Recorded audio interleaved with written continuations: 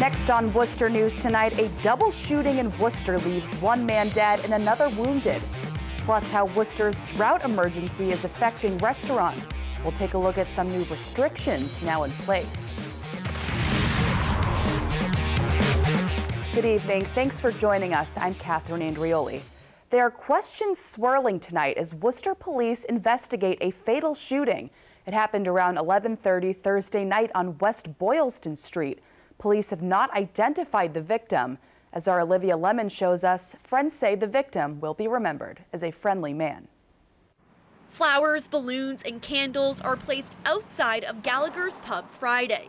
It's where Worcester police say a 21-year-old man was shot and killed late Thursday night. I grew up on this area, so I know everybody around here, and it's really not a bad area. Hannah Blash says the victim was her friend and says his first name was Jeffrey.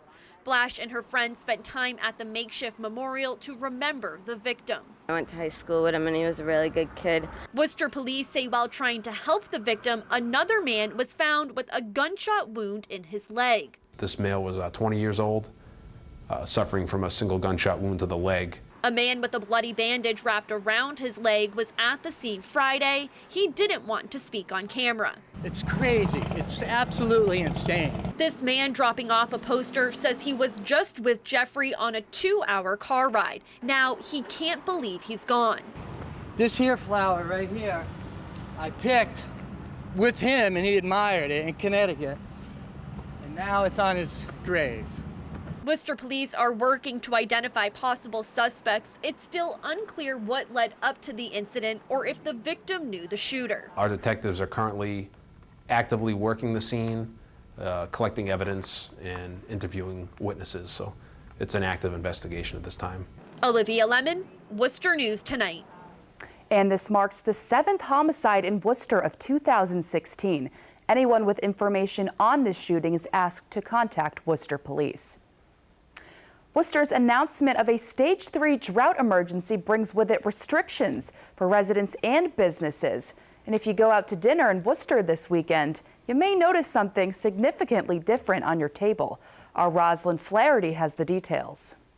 I started telling my customers if they're going to order water, make sure, if you're going to order water, make sure you're going to drink it. If you want water with your meal at Miss Worcester Diner, you're going to have to ask for it. Restaurants across the city are being ordered to conserve tap water after Worcester announces a Stage 3 drought emergency. It hurts people in a way because it's definitely a staple. Water is part of every meal. We all have to do our part and be responsible with water.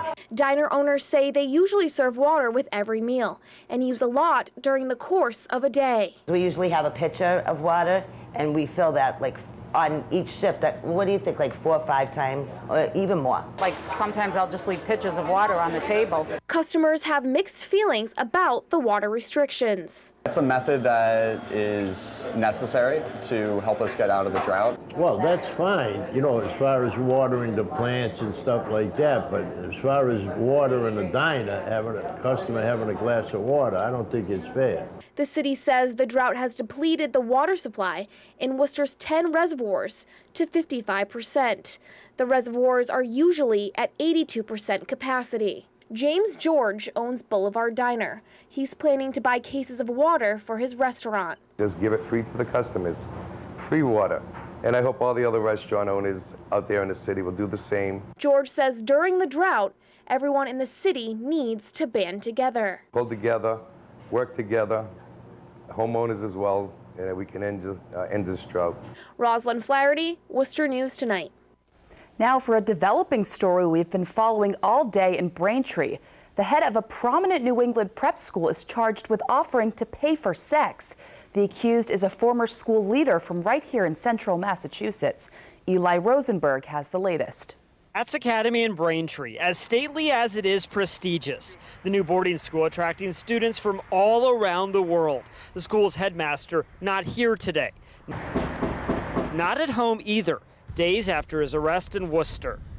Fire him on the spot. Mark Bennett fired up this evening.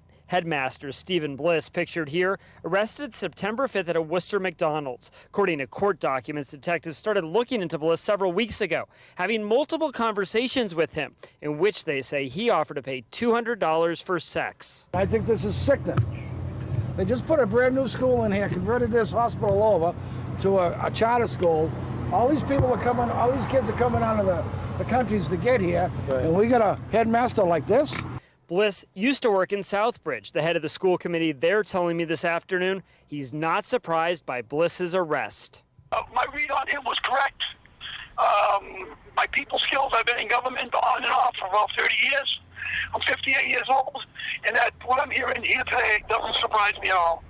When I called up here earlier today, the woman who answered seemed surprised at news of Bliss's arrest. She told me the school would have a statement later today. Still no word from them, though. Bliss faces 2 charges, including human trafficking, and is due back in court in Worcester next month. Reporting for Worcester News Tonight, Eli Rosenberg, NECN. And Thursday was primary election day for the state of Massachusetts. For Worcester, the only competitive race on the ballot was in the 17th Worcester District House seat. Moses Dixon defeated fellow Democrat Doug Bellinger in Thursday's primary for the 17th Worcester District. Dixon will now face Republican Kate Campanelli in November's election. Dixon says there's a lot of work to be done in the coming weeks to prepare for the general election. There's no rest for the weary. That's why we're back in the office today, making phone calls, bringing together people that supported my opponent in the primary, because I really believe that we're stronger together. And to make sure that everybody's coming together, to make sure that we're going to cross the finish line. And the general election is Tuesday, November 8th. The Workforce Central Career Center hosted its 3rd annual Uncommon Job Fair Friday. The event started just before noon on the Worcester Common. Organizers say the unique event allows people to get a bite to eat while walking around and networking with some of the area's top companies. Job seekers are encouraged to bring a copy of their resume. The event is open to the public. On average, some of the feedback that we've been getting, it's about 25 to 30% of the job seekers that come here do end up finding sustainable employment through the companies that we work with, and or leads to other potential jobs as they continue on their job search. And the rainbow flag was raised in front of City Hall Thursday in honor of Worcester Pride.